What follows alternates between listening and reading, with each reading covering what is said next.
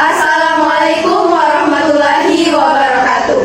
Kami akan memaparkan hasil mapping kami terkait faktor yang memengaruhi pertumbuhan dan perkembangan tumbuhan. Sebelumnya, perkenalkan saya Mulia Herunisa, Saya Adelia Eka Agustin, saya Amira Lutfia, saya Andana Syamafira, dan saya Fadila Safari Mulyadi.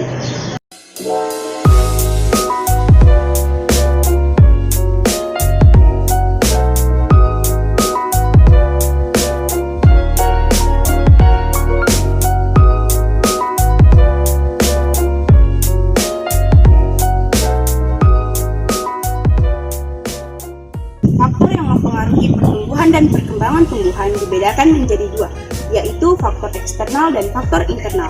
Yang pertama yaitu faktor eksternal. Faktor eksternal berasal dari luar tubuh tumbuhan.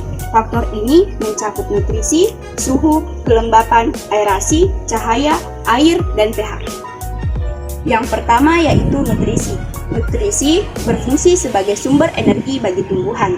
Nutrisi dikelompokkan menjadi dua, yaitu unsur makro dan unsur mikro. Unsur makro merupakan zat yang dibutuhkan oleh tumbuhan dalam jumlah yang besar. Contohnya, karbon, oksigen, hidrogen, nitrogen, sulfur, kalium, kalsium, fosfor, dan magnesium. Karbon, oksigen, dan hidrogen berfungsi sebagai bahan dasar untuk proses fotosintesis. Nitrogen berfungsi sebagai komponen protein, asam nukleat, koenzim, dan klorofil. Sulfur berfungsi sebagai komponen sebagian kecil bagi asam amino. Selanjutnya, kalium. Kalium berfungsi untuk mengaktifkan enzim, mengatur keseimbangan kelarutan air, dan mempengaruhi osmosis. Kalsium berfungsi untuk mengatur beberapa fungsi sel dan menguatkan dinding sel. Fosfor berfungsi sebagai komponen asam nukleat, fosfolipid, dan ATP. Dan yang terakhir yaitu magnesium. Magnesium berfungsi sebagai komponen klorofil dan mengaktifkan beberapa enzim. Yang kedua yaitu unsur mikro. Unsur mikro adalah zat yang dibutuhkan oleh tumbuhan dalam jumlah yang sedikit. Yang pertama yaitu klorin. Klorin berfungsi untuk mengatur pertumbuhan akar dan batang serta mengatur fotolisis. Yang kedua besi. Besi berfungsi untuk mengatur sintesis protein dan transport elektron. Yang ketiga boron. Boron ini berfungsi untuk mengatur perkecambahan, pembungaan, pembuahan, pembelahan sel, dan metabolisme nitrogen. Yang keempat mangan. Mangan berfungsi dalam sintesis klorofil dan pengaktifan koenzim. Seng. Seng berfungsi untuk mengatur pembentukan auksin, kloroplas, dan amilum. Tembaga. Tembaga berfungsi sebagai komponen dari beberapa enzim. Dan yang terakhir yaitu molibdenum. Molibdenum ini merupakan bagian enzim yang berfungsi untuk mengatur metabolisme nitrogen. Selanjutnya adalah aerasi. Aerasi berperan dalam proses respirasi akar. Aerasi tanah berkaitan dengan kandungan oksigen di dalam tanah.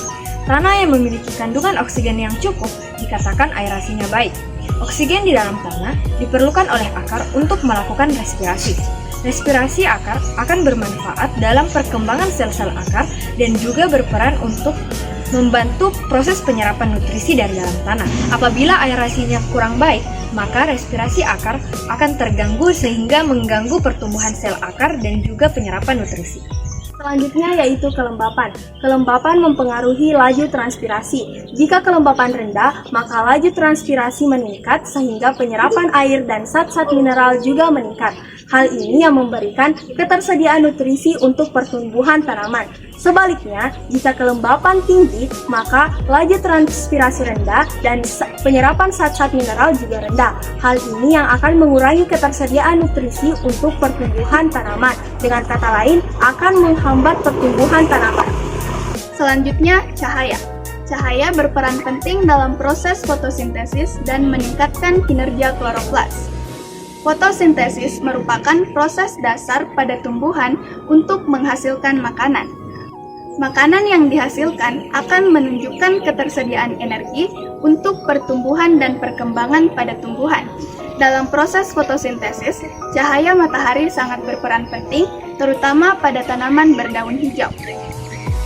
Lalu, kloroplas menyediakan tempat-tempat untuk proses aktivitas fotosintesis, di mana cahaya matahari yang ditangkap oleh tumbuhan akan diserap oleh klorofil dengan baik. asupan cahaya tadi diubah menjadi energi kimia yang kemudian disimpan dalam bentuk karbohidrat dan zat organik lainnya yang kemudian diperlukan untuk tumbuh kembangnya tumbuhan. Selanjutnya yaitu air. Air berperan dalam proses indivisi. Air merupakan medium utama dalam proses perkecambahan, di mana proses perkecambahan ini dapat terjadi jika proses indivisi atau proses masuknya air ke dalam biji telah dilalui. Selanjutnya, air sebagai pelarut universal. Sifatnya sebagai pelarut universal membuat air dapat membantu penyerapan nutrisi yang dibutuhkan oleh tubuh makhluk hidup. Selanjutnya adalah suhu. Yang pertama adalah transpirasi. Suhu berperan penting pada proses transpirasi. Jika suhu naik, maka transpirasi akan naik dan akan menyebabkan tanaman kehilangan banyak air dan tentunya akan berakibat terganggunya proses pertumbuhan pada tanaman. Dan yang kedua adalah mendorong aktivitas enzim. Enzim merupakan senyawa protein yang berperan sebagai katalisator reaksi-reaksi kimia yang terjadi dalam sel. Jika suhu berada di tahap normal, maka dapat bekerja secara maksimal. Dan sebaliknya, jika suhu naik, maka enzim tidak dapat bekerja secara maksimal dan dapat mengganggu pertumbuhan pada tanaman. Selanjutnya, pH, yakni memelihara penyerapan unsur hara. pH atau derajat keasaman pada tanah dapat menentukan mudah atau tidaknya ion-ion unsur hara diserap oleh tanaman. Umumnya, unsur hara dapat diserap oleh akar tanaman pada pH netral, karena pada pH tersebut, sebagian unsur hara, terutama unsur hara makro, mudah larut dalam air. Sedangkan pada pH yang lebih tinggi maupun yang lebih rendah, ketersediaan unsur hara makro menurun. Kedua yaitu faktor internal. Faktor internal merupakan faktor yang berasal dari dalam tubuh tumbuhan. Faktor ini mencakup gen dan hormon, yaitu gen. Gen berfungsi untuk mengontrol reaksi kimia yang ada di dalam sel. Misalnya, sintesis protein. Pembentukan protein yang merupakan dasar bagian penyusunan tubuh tumbuhan dikendalikan oleh gen secara langsung. Dengan kata lain, gen dapat mempengaruhi pola pertumbuhan tumbuhan. Dengan kata lain, gen dapat mempengaruhi pola pertumbuhan melalui sifat yang diturunkan dan sintesis-sintesis yang dikeluarkannya. Yang kedua yaitu hormon. Ada beberapa hormon yang mempengaruhi pertumbuhan dan perkembangan tumbuhan. Yang pertama yaitu auksin. Hormon auksin mendorong dominansi apikal, yaitu pertumbuhan kuncup apikal yang sangat cepat sehingga menghambat pertumbuhan kuncup lateral yang berada di bawahnya. Hormon auksin yang diedarkan ke seluruh tubuh tumbuhan akan mempengaruhi pembelahan, pemanjangan, dan diferensiasi sel, sehingga dapat menghambat peluruhan daun, bunga, dan buah. Selanjutnya adalah asam absisat. Asam absisat merupakan senyawa inhibitor atau penghambat yang bekerja antagonis dengan auksin dan gibberellin sehingga dapat dikatakan menghambat pembelahan sel. Asam absisat ini berperan dalam proses pengguguran daun. Hormon ini berfungsi untuk mempertahankan tumbuhan dari tekanan lingkungan yang buruk seperti kekurangan air. Keseimbangan air dapat menyebabkan peningkatan kadar hormon asam absisat di sel penutup stomata. Akibatnya, stomata akan tertutup dan transpirasi berkurang, sehingga keseimbangan air dapat dijaga. Selanjutnya, asam tromalin. Asam tromalin merupakan hormon yang berperan dalam proses regenerasi sel apabila tumbuhan mengalami kerusakan jaringan atau terluka. Keberadaan asam tromalin merangsang hormon sitokinin untuk melakukan pembelahan sel di area luka, dan terbentuklah sel-sel baru yang akan membentuk kalus atau jaringan yang belum terdiferensiasi pada jaringan yang luka atau rusak tersebut. Kalin merupakan hormon yang berperan dalam proses organogenesis tumbuhan. Berdasarkan organ yang dibentuk, kalin terbagi menjadi 4. Yang pertama, rizokalin yang mempengaruhi pembentukan akar. Yang kedua, kaulokalin yang mempengaruhi pembentukan batang. Yang ketiga, filokalin yang mempengaruhi pembentukan daun. Dan yang terakhir yaitu antokalin yang mempengaruhi pembentukan bunga. Selanjutnya yaitu sitokinin. Sitokinin adalah hormon yang dapat memicu pembelahan sel, yang berarti dapat memperpanjang sel. Sel yang awalnya muda dan sedikit mengalami pertumbuhan karena adanya sitokinin. Sel juga perlahan menumbuhkan bagian baru dari tanaman. Sitokinin memperlambat proses gugurnya daun atau penuaan daun tersebut karena sitokinin dapat meningkatkan penyerapan nutrisi dan mentransportasikannya ke seluruh bagian tumbuhan. Sitokinin berperan dalam pembentukan akar dan batang dan pembentukan cabang akar dan batang dengan menghambat dominansi apikal. Selanjutnya adalah giberelin.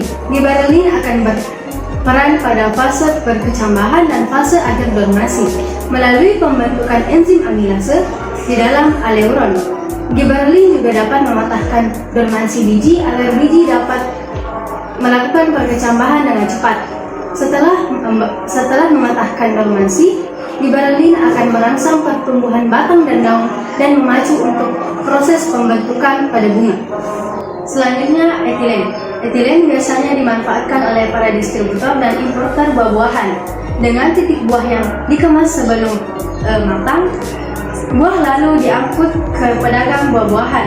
Pada saat buah tersebut ada di pedagang, maka buah akan diperam dan diberikan gas etilen agar cepat matang lalu diperjualbelikan. Etilen juga berperan pada proses pematangan buah-buahan dan kerontokan daun. Jika konsentrasi etilen jauh lebih tinggi dibandingkan dengan hormon auksin, maka hal tersebut akan menghambat terjadinya pertumbuhan pada tumbuhan karena hormon itu akan menghambatnya. Dan jika sebaliknya, ketika mereka berjalan beriringan, hormon auksin dan etilen akan merangsang pertumbuhan pada pembentukan buah. Sekian pemaparan hasil mind mapping dari kelompok kami. Terima kasih. Wassalamualaikum warahmatullahi wabarakatuh.